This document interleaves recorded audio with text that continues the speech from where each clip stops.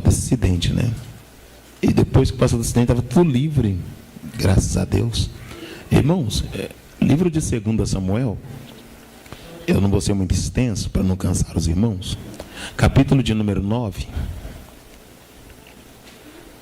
verso de número 1, 2 Samuel, capítulo 9, verso 1. Da glória! Eu vou ser bem rápido aqui, em nome de Jesus. Eu estava falando com o pastor ali fora, que para mim é um prazer vir aqui, irmãos. Eu me sinto muito honrado por vir aqui. Tenho um vínculo de amizade com o pastor dessa igreja, com essa igreja aqui. Eu oro pelos irmãos, sempre eu oro pelos irmãos, para que Deus possa dar vitória aos irmãos. Capítulo de número 9, de 2 Samuel, verso de número 1, diz assim a palavra do Senhor. E disse Davi: alguém ainda que ficasse da casa de Saul, para que eu faça por ele, por amor a Jonatã? E havia um servo na casa de Saul, cujo nome era Ziba, e chamaram que viesse a Davi. E disse-lhe o rei: és tu Ziba? E ele disse: eu sou, o teu servo. Disse o rei: não há alguém da casa de Saul, para que eu use com ele de benevolência a Deus? Então disse Ziba ao rei: ainda há um filho de Jonatã, aleijado de ambos os pés. E disse-lhe o rei: onde está? E disse Ziba ao rei: eis que está na casa de Maquim, filho de Amiel, em Lodebar. Então mandou o rei Davi que o tomassem da casa de Maquim e o trouxesse de Lodebar. Senhor, te louvamos pela tua palavra, te adoramos. Podemos assentar, meus irmãos, em nome de Jesus.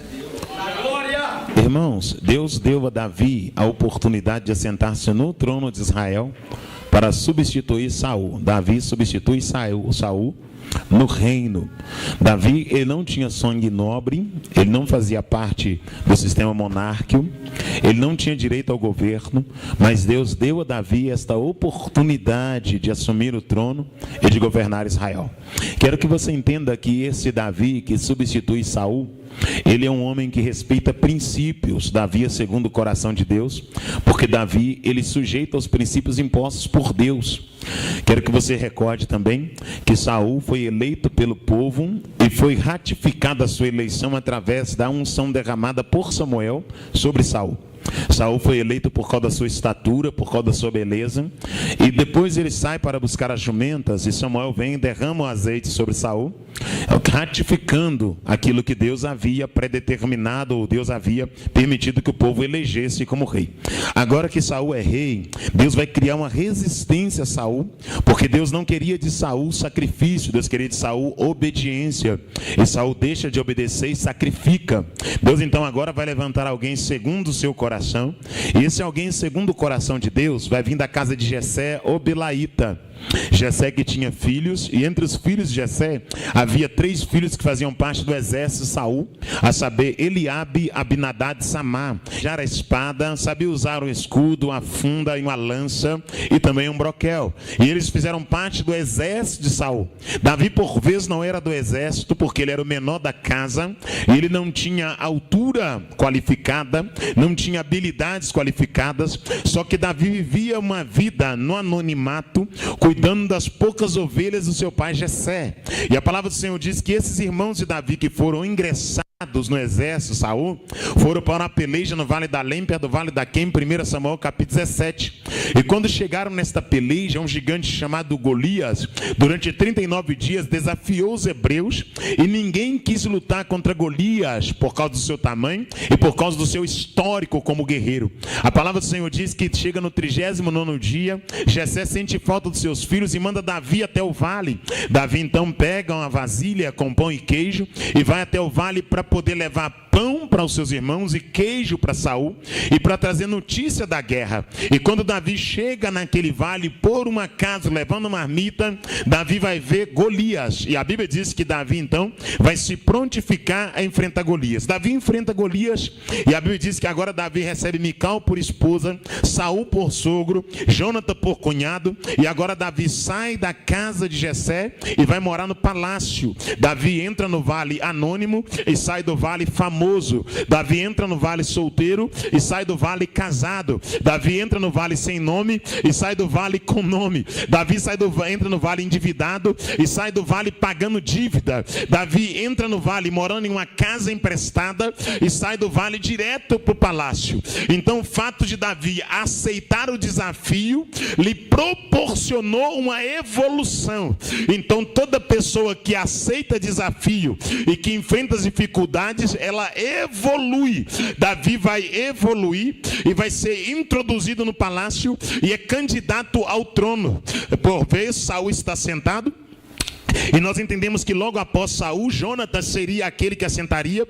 E após Jonatas seria Davi. Então, por fato de Davi ter casado com Mical, Davi é cunhado de Jonatas. Só que agora nós percebemos que Davi vai para a peleja e mata mais soldados que Saul.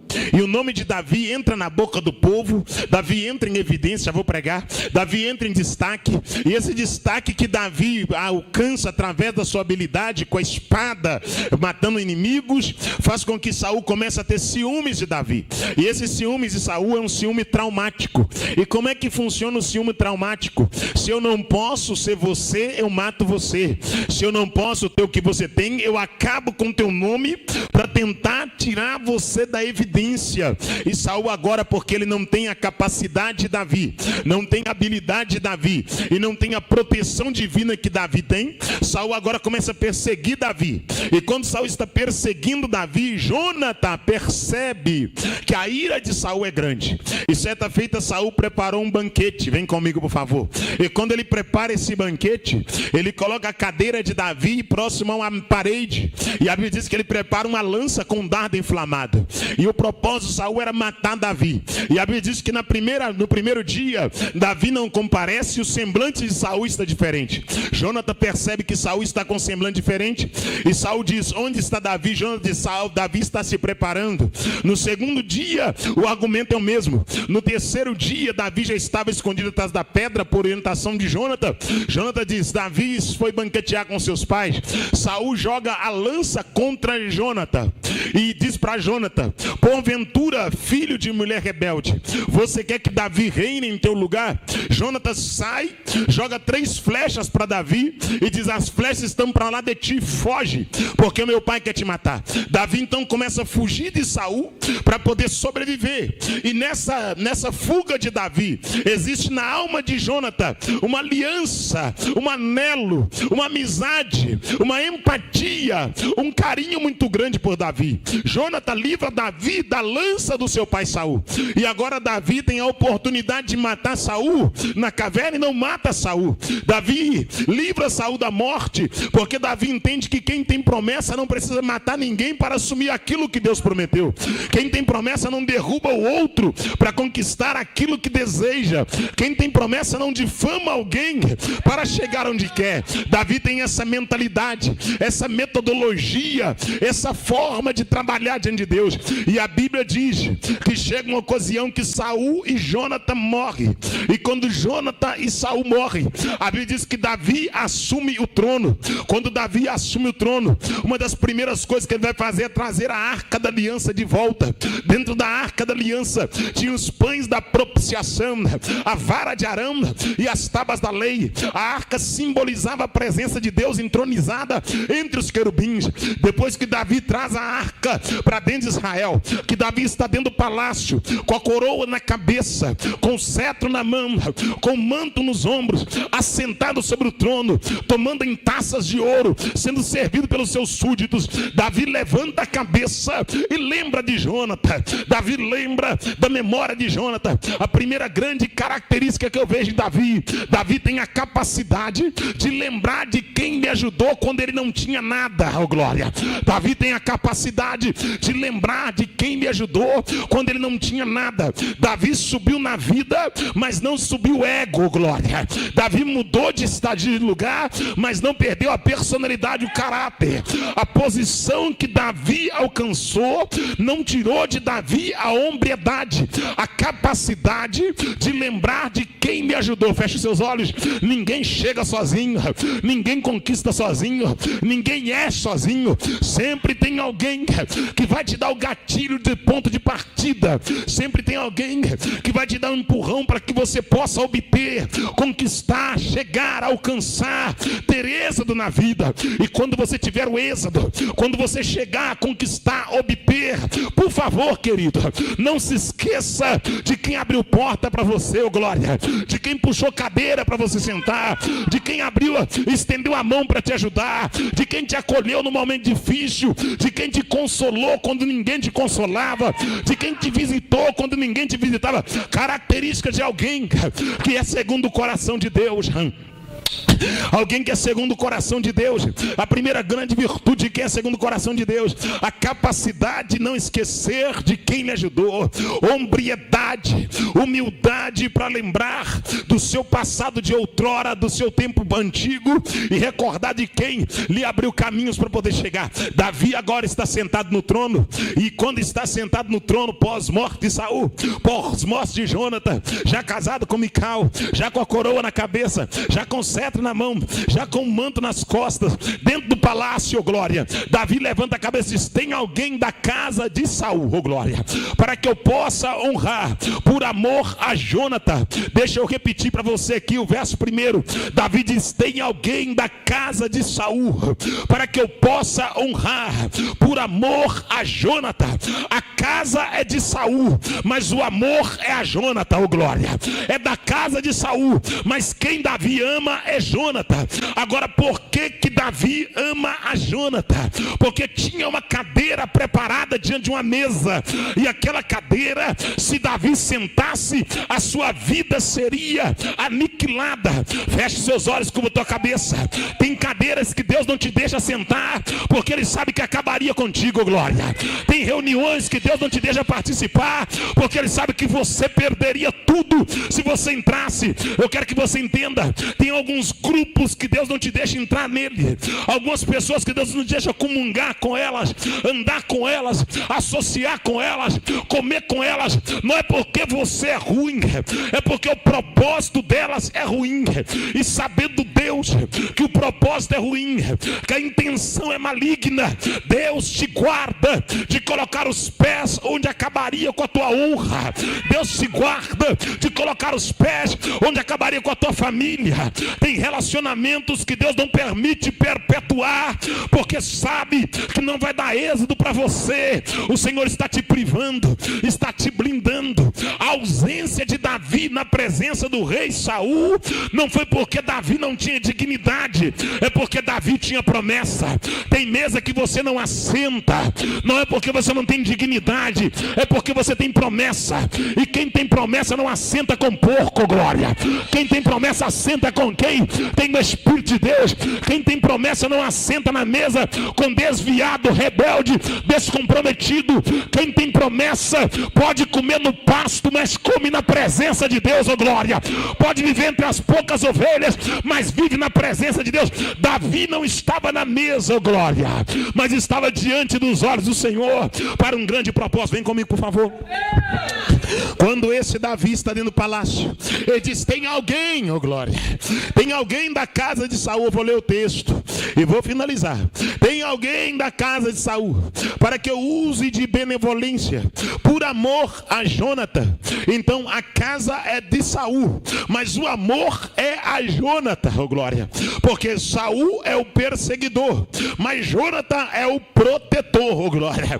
Saul é aquele que tinha inveja, mas Jonathan é aquele que protegeu Davi. Agora, por que Davi, no verso primeiro, ele diz: tem alguém da casa de Saul, para que eu use de amor, de benignidade, por amor a Jonathan. E no verso de número 2, Davi vai chegar Davi, um sujeito chamado Ziba. A Bíblia diz que havia um servo da casa de Saul, cujo nome era Ziba, aleluia, e chamaram que viesse a Davi, e disse-lhe o rei: és tu Ziba? E ele disse: eu o sou, glória. Longe de Ziba, Davi diz que a honra é por causa de Jonathan, oh glória. A casa é de Saul, mas a honra é para Jonathan. Presta atenção. Longe de Ziba, Davi diz, da casa de Saul, por amor a Jônatas. Mas quando Ziba chega, Davi muda a forma de falar. E eu perguntei, Deus, por que no verso 1 Davi diz que a casa de Saul e a honra é para Jônatas, por amor a Jônatas? E por que no verso 3 Davi fala de Saul, mas não fala de Jônatas? Sabe o que Deus colocou em minha alma?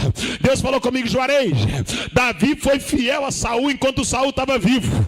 Davi respeitou a vida de Saul, por mais que Saul era desviado. Davi não tocou em Saul, Davi não matou a Saul, Davi não tirou a espada contra Saul. Agora Saul está morto e Davi vai honrar a memória de Saul. Davi é tão fiel que ele manteve a fidelidade com Saul desviado vivo, e agora Saul está morto, desviado, e Davi também mantém a fidelidade. Sabe o que é isso? É entender princípio, glória.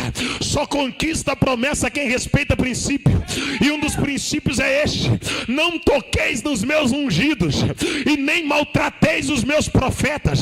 E Davi entendeu bem que Samuel tinha ungido Saul, e Davi disse, se Saul foi ungido, não sou eu que vou tocar nele, porque o princípio diz que não é para tocar no ungido e nem maltratar profeta.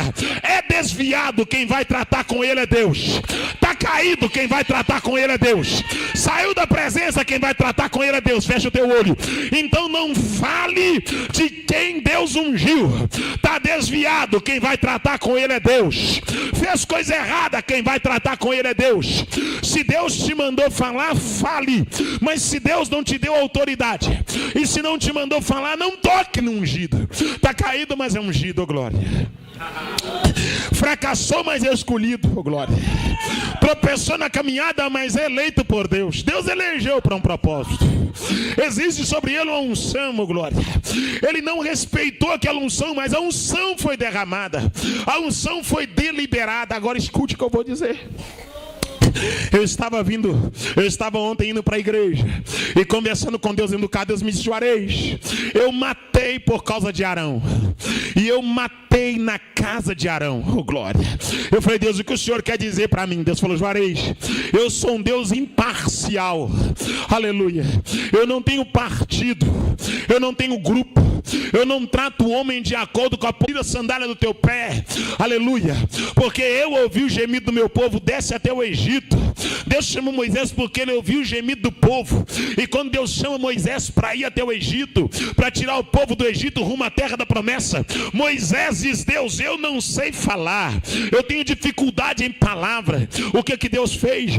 Deus colocou Arão com Moisés. Quem é que é Arão, pastor? Arão é alguém que vem somar com Moisés. Arão não é alguém que vem mudar Moisés de mentalidade. Arão é alguém que vem entrar na mentalidade que Moisés tem, porque Moisés não vai ser mentorizado por Arão, porque ele já tinha sido mentorizado por Deus. Porque quem já tem um projeto dado por Deus não quer uma direção, quer auxílio. Moisés não queria uma direção, Moisés queria alguém que entrasse na visão que Deus havia proporcionado a ele. Eu quero ser bem claro para você, só precisa de orientação quem não tem direção.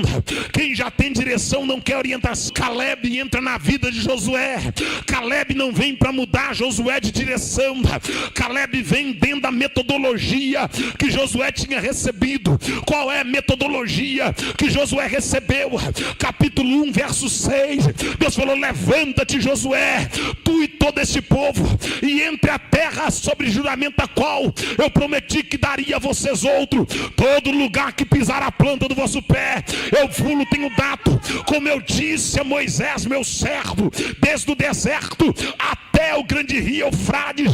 O que Deus está dizendo? Josué, você já tem o caminho. O que você vai ter agora? Alguém que vai te auxiliar, que vai andar contigo.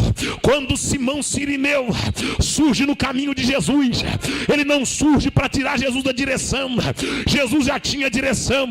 Qual é a direção? É o Monte da Caveira, é o Gólgota. Jesus está dizendo, eu vou para lá, porque é lá que o meu nome vai ser glorificado, é lá que eu vou vencer a morte. É lá que a morte vai ser pisoteada. É lá que a morte vai ser humilhada. Ele está num caminho para o Gólgota. E quando Simão Cirineu surge, Simão não vem para tirar ele do caminho.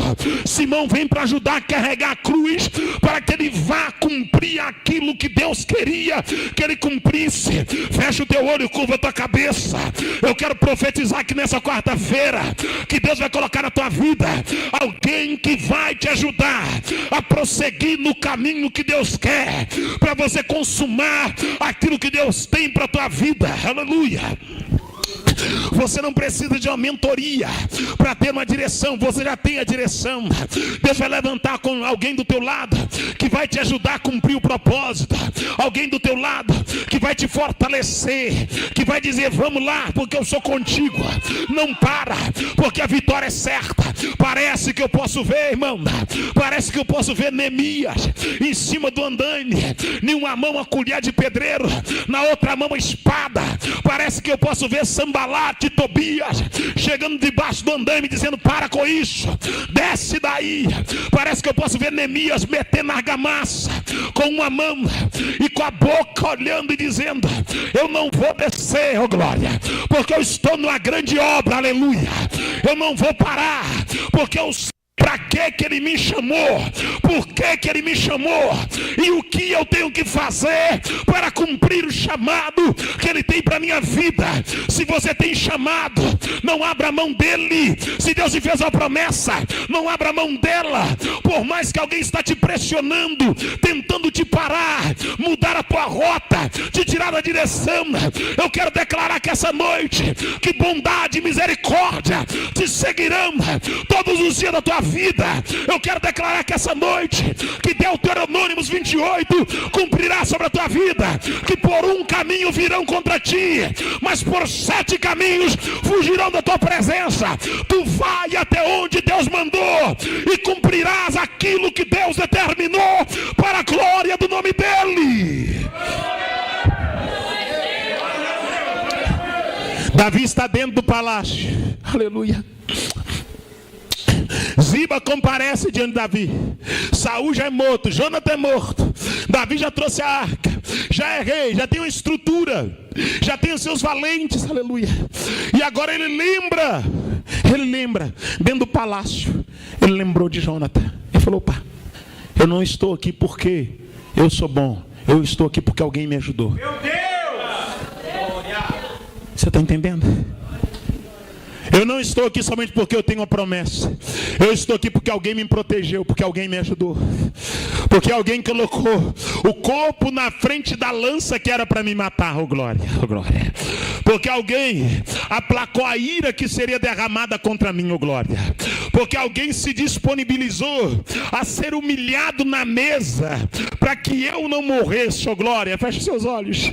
Eu quero declarar aqui que Deus trará à tua memória aquela pessoa que lutou por você, pelo teu casamento, pela tua família, que lutou pela tua vida, que orou por você. E se você não tiver nada na terra para oferecer, tu vai dobrar o joelho perante os céus para agradecer a Deus por aquela vida. Eu quero declarar em nome de Jesus Cristo que o espírito de longanimidade pousa sobre a tua vida, o equilíbrio emocional, que você terá equilíbrio a ponto de clamar a Deus para que Ele possa estender as mãos sobre aqueles que um dia estendeu as mãos para ti. Ninguém chega sozinho, ninguém chega sozinho, oh glória. Davi dentro do palácio lembrou que alguém intercedeu por ele. Outra coisa que é tremenda aqui, a estrutura não mudou Davi. O fato de estar dentro do palácio não tirou de Davi a humildade. O fato de estar com a coroa na cabeça não tirou de Davi a humildade. O fato de ter um cetro, ter um manto, não tirou de Davi a humildade. Então o que define o homem não é o lugar que ele está, é o comportamento que ele tem.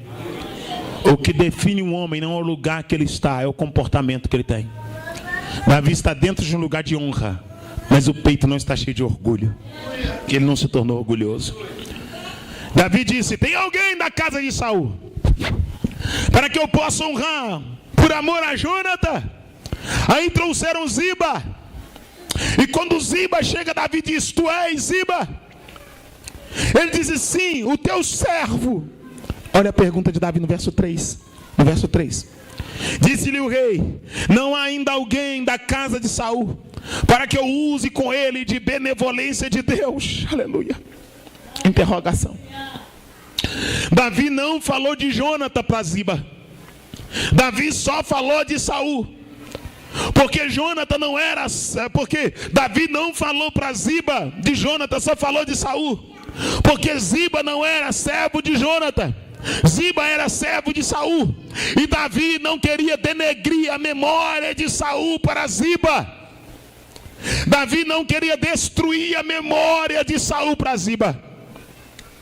Davi não queria acabar com a memória de Saul. Saul está morto. Davi podia ter pisado, podia ter dito: não é por causa de Saul, é por causa de Jônatas. Eu quero alguém aqui por causa de Jônatas. Só que quem tem temor de Deus não chuta quem está caído. Feche os seus olhos. Quem tem temor de Deus não pisa em quem está no vale. Quem tem temor de Deus não chuta quem está fracassado, ó glória. Quem tem temor de Deus entendeu, ó glória, que Deus não o levantou na terra para humilhar quem está caído, mas sim para restaurar quem está tombado, ó glória. Quem tem temor de Deus tem cuidado para tratar com quem está caído. Por mais que Saul esteja morto, por mais que ele esteja morto, Davi agora tem esse cuidado.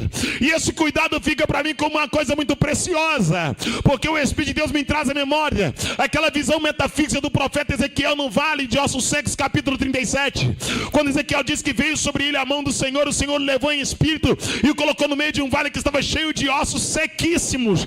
Os ossos eram sequíssimos, e é claro no texto diz assim: e o Senhor me fez andar ao redor deles, e eles estavam sobre a superfície do vale. Ezequiel diz que ele andou ao redor, ele não pisou nos ossos, ele andou ao redor dos ossos que estavam caídos no vale, estavam misturados, sequíssimos, abandonados dentro do vale, e Deus não deixou o profeta pisar. O profeta andou ao redor, e andar ao redor aqui é observar o estado e não julgar o estado aumentando dos ossos que estão dentro do vale. Ponto que Ezequiel não julga, que Deus pergunta: porventura poderão reviver esses ossos? E o profeta diz: Senhor, o Senhor é quem sabe se poderão reviver ou não, ô glória. Sabe o que Ezequiel está dizendo? Estão jogados, estão secos, estão misturados, estão esquecidos no vale, mas quem sabe da segunda glória é o Senhor, aleluia. Quem sabe se pode reviver ou não é o Senhor. Deus quer dar para a igreja brasileira o espírito do bom samaritano. Não é meu parente, não tem nada a ver comigo, está caído no caminho, eu vou levar para a enfermaria, eu vou colocar remédio, eu quero ver de pé, eu quero ver curado, eu quero ver restaurado, eu quero que a alegria dele seja a minha alegria, que o vigor dele seja o meu vigor, eu quero ver ele de novo e de pé glorificando e exaltando. E eu quero declarar que o ano de 2024 é o ano que Deus vai fazer voltar para casa quem estava longe, vai colocar de pé quem estava caído, vai purificar quem estava imundo, glória, vai restaurar quem estava fracassado. Eu quero declarar que o ano de 2024 é o ano que o filho pródigo levanta a cabeça dentro do chiqueiro e diz: eu volto para a casa do pai, porque lá tem pão, lá tem proteção, lá tem calor do pai e música na casa para a glória de Deus. E disse o rei: não há alguém da casa de Saul para que eu use com ele de beneficência. Aí vem meu filho 7 e diz: ainda há um filho de Jônatas, aleijado de ambos os pés. Aleijado de ambos os pés. Você percebe que a deficiência entra em evidência? A deficiência sobressai a árvore genealógica. Ele é filho de Jônatas, mas ele é aleijado de ambos os pés. Para você entender, não podia comparecer diante do rei alguém que tivesse a mão mirrada, fosse coxo, entristecido, com hemorragia, leproso, ou quaisquer tipo de enfermidade ou tristeza. Era proibido comparecer diante do rei com o semblante caído. Era proibido comparecer diante do rei entristecido, maltrapilho. E agora alguém anuncia e diz: tem um filho de Jônatan. Só que existe uma prerrogativa, existe um agravante, melhor dizendo. Ele é coxo de ambos os pés, e ele está em Lodebar, e o nome dele é Mefibosete. Ele é doente. E uma das coisas que me preocupa muito é que esse menino não nasceu coxo, pastor. Ele tornou-se coxo. No capítulo 4, 2 Samuel, verso 4, nós encontramos o verbo, que a palavra dizendo assim da seguinte maneira: e chegadas as boas novas, as novas de Saul e as novas de Jônatan, a ama pegou a criança no colo e correu com a criança, e a criança tinha 5 anos de idade, e o texto diz que ela tinha 5 anos de idade, e a criança cai, e quando a criança cai, ela fica deficiente. Aquela criança não era deficiente, mas o fato da ama ter pego no colo e corrido com a criança por causa do anunciar da guerra, a criança sofre uma queda, e aquela queda gera uma deficiência. Mas quando se fala que ela tinha 5 anos, eu quero que você entenda que uma criança de 5 anos pode correr sozinha. Uma criança de 5 anos, ela é veloz, ela tem a capacidade de correr com muita precisão. Uma criança de 5 anos de idade, que tem o seu sistema funcionando na sua funcionalidade perfeita, ela é muito veloz. Eu tenho uma filha de 5 anos de idade, a Emanuele, ela corre muito. Para mim pegar da canseira quando eu vou pegar ela, além de correr muito, ela é gordinha, ela é lisinha. É difícil de dar pega. Ela vira um tiro, porque uma criança de 5 anos corre muito. Agora olhe para cá. Qual foi o erro daquela ama? Carregar no colo quem podia correr. O excesso de proteção gerou uma deficiência. O excesso de zelo gerou um trauma. O excesso de zelo gerou uma deficiência. O excesso de proteção impede a pessoa de ter experiência com Deus. O tomar a carga alheia por excesso, o impedir a pessoa de ter as experiências com Deus, o pular na frente para proteger excessivamente. E a Bíblia não diz para carregar a criança no caminho. A Bíblia diz: ensina a criança no caminho. E ensinar não é fazer. Ensinar é mostrar como faz e deixar fazer. Porque o praticar nos dá a capacidade de evoluir. Só evolui em algo quem pratica. Então você precisa passar para a criança, para que ela venha praticar e evoluir. Se você carregar a criança, carregar, ela nunca vai aprender a andar. Então ela vai ter que começar a andar, vai tomar alguns tombos, ela vai tropeçar, e daqui a pouco ela vai estar apoiando alguma coisa, equilibrando, daqui a pouco ela vai estar andando sozinha. Mas se você exceder no cuidado, essa criança vai ficar manhosa, essa criança vai ficar mimada, e ela não vai evoluir da forma que precisa evoluir. E aqui nós encontramos um trauma gerado pelo excesso de zelo. Para com essa proteção excessiva. Deixa o seu filho e a sua filha ter uma experiência com Deus. Deixa o seu filho passar pelo processo. Deixa o seu marido, a sua esposa passar pelo processo. Pare de pular na frente. Pare de tentar impedir essa pessoa de ter um relacionamento com Deus. Eu estava citando sobre Deus matou por causa de Arão, e Deus matou na casa de Arão. Eu estava indo para o culto ontem e lembrando desse texto, Deus falando na minha alma. Primeiro, Deus matou por causa de Arão, porque Deus colocou Arão do lado de Moisés, porque Moisés tinha uma deficiência para verbalizar, e agora Deus decidiu escolher a casa de Arão como casa sacerdotal. E quando Deus escolhe a casa de Arão como casa sacerdotal, Deus manda consagrar Nadab e Abiú, os 2 filhos de Arão. E a consagração ocorrida da seguinte forma: coloca a mão direita na cabeça do cordeiro, corta o cordeiro, o pescoço do cordeiro, pega o sangue quente do cordeiro, coloca na orelha direita, no dedo mindinho direito, no dedo mindinho direito do pé, coloca 7 fios de azeite sobre os ombros, coloca tiara de ouro na cabeça, a pedra de turim e de tumim no peito, e leva até o pátio exterior e consagra o sacerdote. Os filhos de Arão foram consagrados ao sacerdócio, e o sacerdote é aquele que tinha direito de aproximar do altar. E agora os filhos de Arão têm proteção de Deus. Só que a família de Abirão, Datã e Corá levantaram contra Arão e contra Moisés, achando que era coisa de família. Aí Deus matou Abirão, Datã e Corá por causa dos filhos de Arão e por causa de Arão, só porque Deus está protegendo a casa de Arão. Só que o tempo passou e os filhos de Arão acharam que aquela proteção era independente da conduta. Deus não protege libertino, Deus não protege quem tem vida dupla, Deus não protege quem vive uma vida depravada, Deus protege quem tem compromisso com Ele. Em Deuteronômio capítulo 28 está escrito: se atentamente ouvir a minha voz e os mandamentos meus obedecer, todas as bênçãos correrão atrás de ti e te alcançará. Bendito serás na cidade, bendito serás no campo, bendito serás ao entrar, bendito serás ao sair, bendito será a sua manjedoura, a sua estrebaria, não haverá aborto na tua casa, bendito será os filhos dos seus filhos. Dizendo, a bênção está condicionada à obediência à minha voz. Enquanto os filhos de Arão estavam obedecendo, Deus estava protegendo os filhos de Arão. Só que os filhos de Arão decidiram desobedecer a voz de Deus. E como é que eles desobedeceram, irmão Juarez? Eles começaram a prostituir com as mulheres na porta do templo.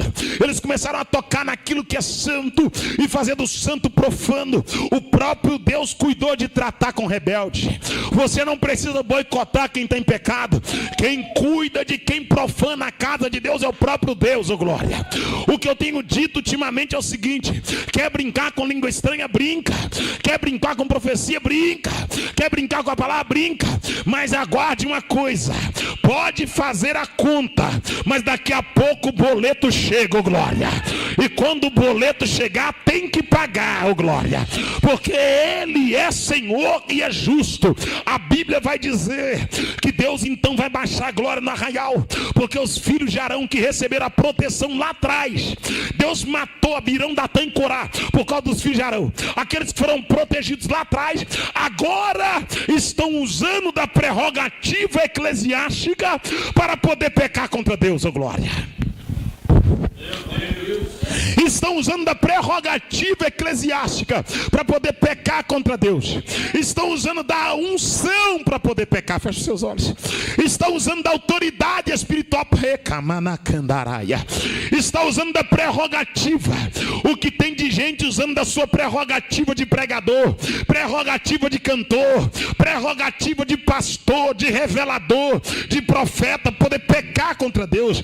Está usando da prerrogativa para poder usurpar, para poder extorquir, para poder enganar, para poder lubridiar. Só que eu não condeno, eu sou uma voz que grita. Aquele que condena está chegando, glória. Aquele que condena está vindo aí, ó glória. Eu não sou alguém que sentencia, eu sou uma voz que grita. Aquele que traz a sentença na mão está vindo aí, ó glória. Ele tem uma balança na mão, ó glória, e a balança dele não aceita suborno. Ele não é justiça, ele não tem justiça. Ele é a justiça, ó glória. Ele é a justiça. Escute aqui com seus olhos fechados. O Supremo muda, ó glória. O Senado muda. Os governantes mudam. Criam-se lei, muda-se lei, abre-se lei, ó glória. Cria-se artigo, cria-se inciso, acha-se brecha na lei, mas a palavra de Deus não muda. A palavra é santa, a palavra é verdadeira, a palavra é eterna. O juízo de Deus virá sobre a humanidade. O juízo de Deus virá sobre os homens, homens valentes, corajosos, para viver uma vida dissoluta, uma vida de pecado, uma vida errante. Eu não vou finalizar sem gritar isso aqui. Homens corajosos para viver uma vida confrontando a santidade de Deus, pervertendo o caminho da verdade, brincando com aquilo que é santo. O juiz está para se manifestar. Aquele que não aceita suborno vai surgir nas nuvens.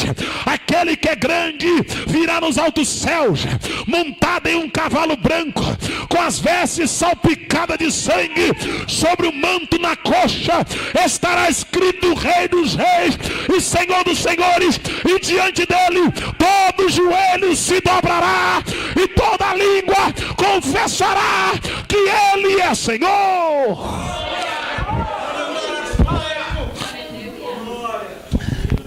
Deus sentenciou os filhos de Arão. O mesmo Deus que protegeu a casa de Arão quando foram caluniados, matou na casa de Arão. Deus matou por causa de Arão. Abirão, Datã e Corá morreram porque levantaram contra Arão e contra Moisés e contra os filhos de Arão que foram consagrados. Só que depois os filhos de Arão decidiram pegar a lâmpada de incenso e levar fogo estranho perante o altar. Deus matou Nadab e Abiú na ponta do altar. E Deus é tão tremendo que ele matou Nadab e Abiú e falou com Arão: Arão, pega a cinza deles e joga para fora do arraial. E Deus falou mais: não chora, não guarda luto, não raspa a barba e não fique sem comer pão, porque todo o arraial saberá que eu sou santo e que a minha santidade não será profanada.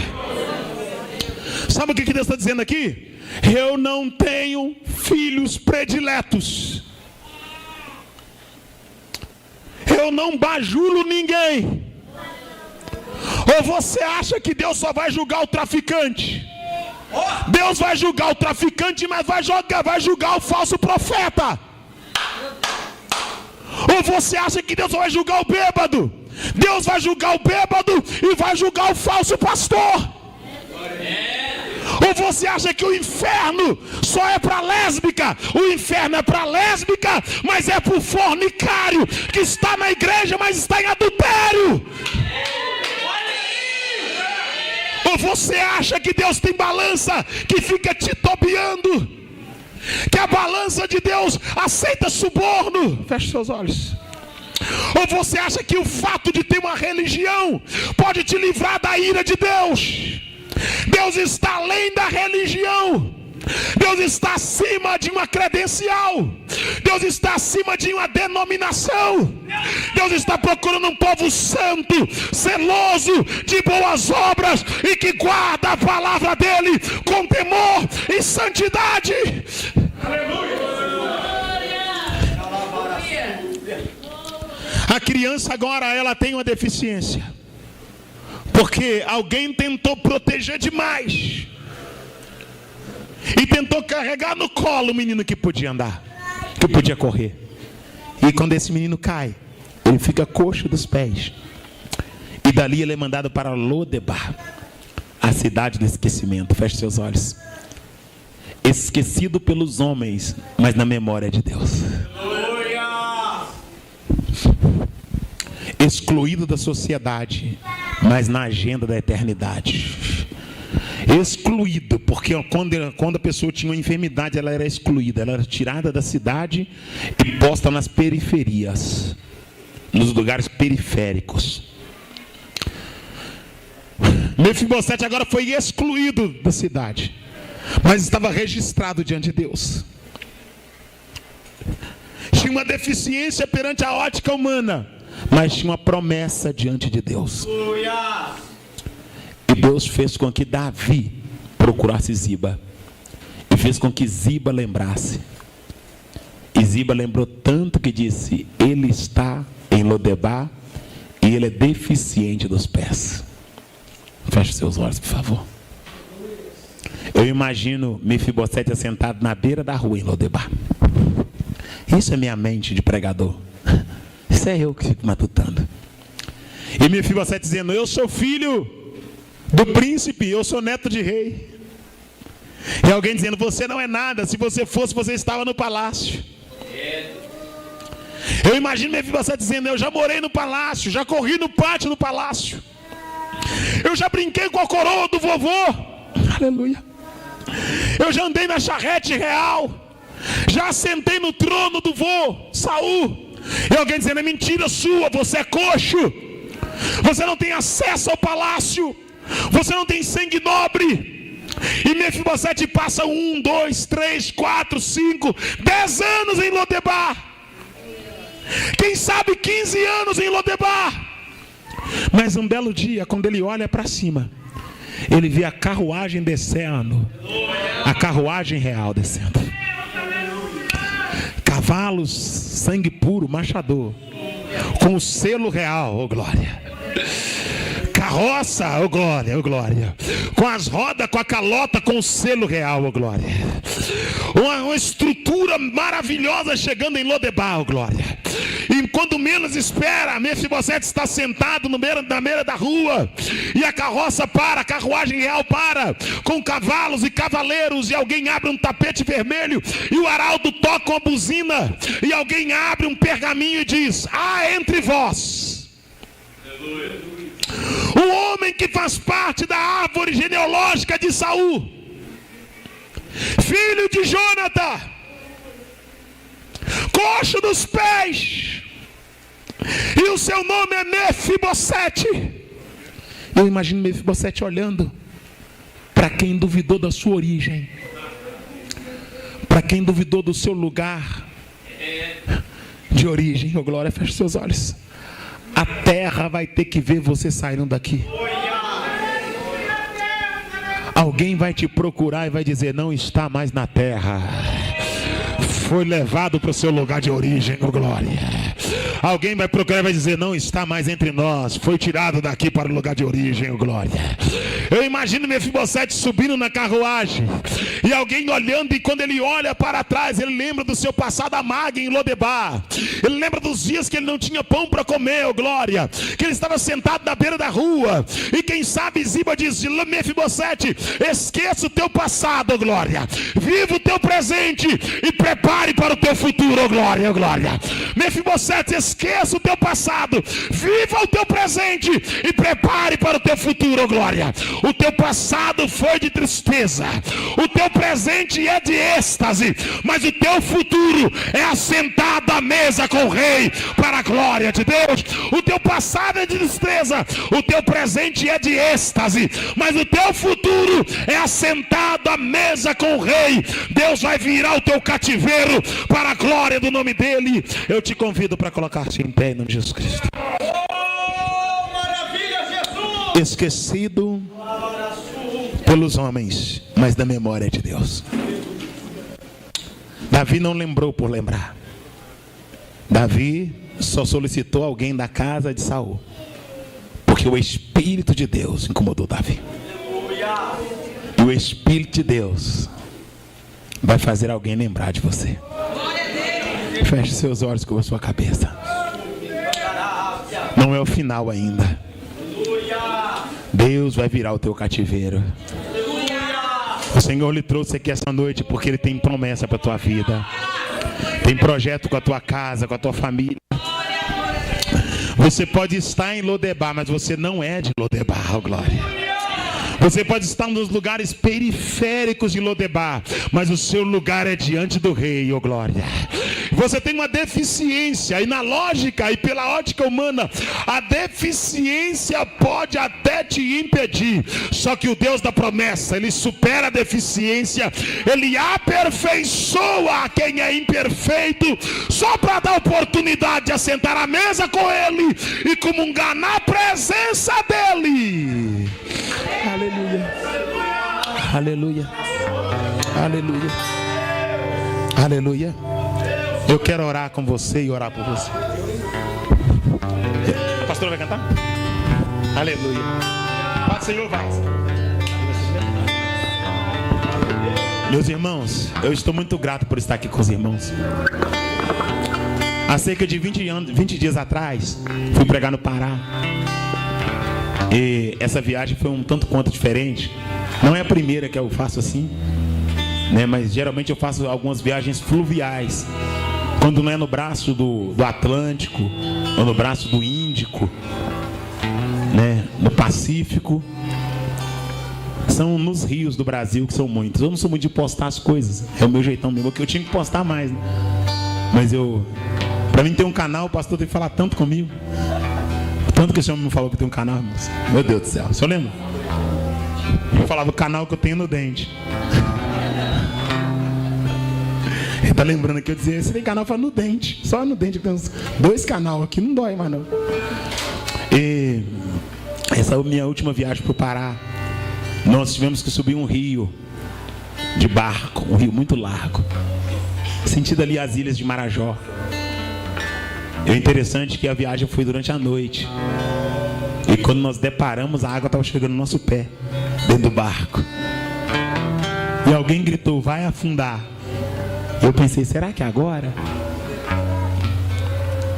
Eu me lembro que o povo entrou em desespero. E nós tivemos que deslocar a embarcação até as regiões ribeirinhas, né? Para a gente poder desembarcar e tentar solucionar o problema. Mas aquele momento foi um momento um tanto quanto alegre para mim, porque eu pude perceber o quanto é precioso estar em comunhão com Deus. Aleluia, Jesus. Sabe, irmão, é muito importante estar preparado. O crente não tem que se preparar, ele tem que estar preparado. Verdade, Deus. E o primeiro pensamento que veio quando falaram, nós vamos afundar, porque a água está entrando, muita água no barco, era muita água entrando no barco. E tinha muita gente no barco, muita água mesmo. O primeiro pensamento que veio foi, meu Deus, eu vou morrer fazendo a sua obra, muito obrigado. Parece loucura isso, sabe? Eu falei, muito obrigado, eu vou morrer fazendo a sua obra. E eu sempre digo isso, eu não posso morrer fazendo o que é errado, mas se eu morrer fazendo o que é certo, o nome de Deus é glorificado.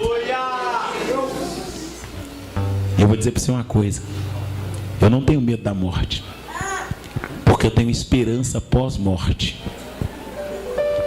Só tem medo da morte quem não tem esperança pós-morte.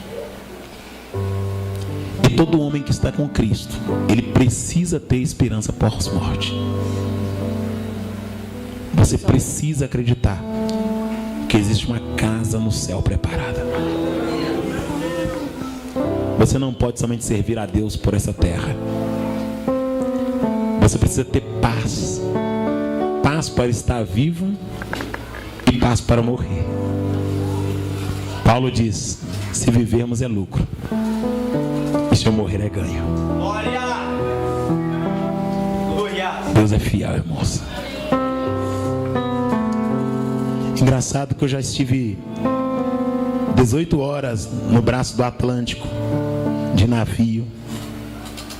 Já passei por inúmeras turbulências, por acidentes de trânsito, queda de moto, ameaças dentro de vilas. Mas essa experiência foi a mais próxima, porque não tem lado, não tem para onde correr, não tem o que fazer, mas tem uma mão que nos protege. Feche seus olhos. Ó Deus, eu lhe agradeço pela vida que é um dom do Senhor. Eu lhe agradeço, Senhor da glória, pela salvação que nos é dada. Nos aperfeiçoa no Senhor, ó Pai. Nos faz chegar mais perto do Senhor, ó Pai. Nos ensina a te temer mais. Ó Deus, nos ensina a reverenciar a tua presença. Ó Espírito Santo, em nome do Senhor Jesus Cristo, traga paz sobre cada coração aqui essa noite. Traga refrigério sobre cada vida, Senhor. Ó Deus, não nos deixe mudar o comportamento devido às aquisições que vamos possuir nessa terra, Pai. Ó Deus, que os degraus que subirmos, ó Pai, não venham nos impedir de cultuar o Senhor. O Senhor tem a primazia sobre a nossa vida. O Senhor tem a primazia sobre esta igreja, sobre esse ministério, sobre os teus servos, sobre esta região, Pai. Ó Deus, como servo do Senhor, eu abençoo este povo, eu abençoo este lugar, eu abençoo esta igreja, em nome de Jesus. Eu abençoo esta região, eu declaro a tua bênção sobre eles, ó Pai. Eu declaro a sua bênção sobre cada família, sobre cada casa. Eu peço o teu cuidado sobre cada lar, a proteção divina, a cobertura do Senhor. Ó Deus, que a tua graça, que a plenitude do Espírito do Senhor pouse sobre cada um. Ó Deus, em nome de Jesus Cristo, que a certeza da salvação, que o desejo pelos céus pouse no coração deste homem, desta mulher, em nome do teu Filho Jesus. E que a esperança da vida eterna, Pai, possa ferver no... Posso terminar esse culto sem perguntar se tem alguém aqui que deseja aceitar o Senhor Jesus como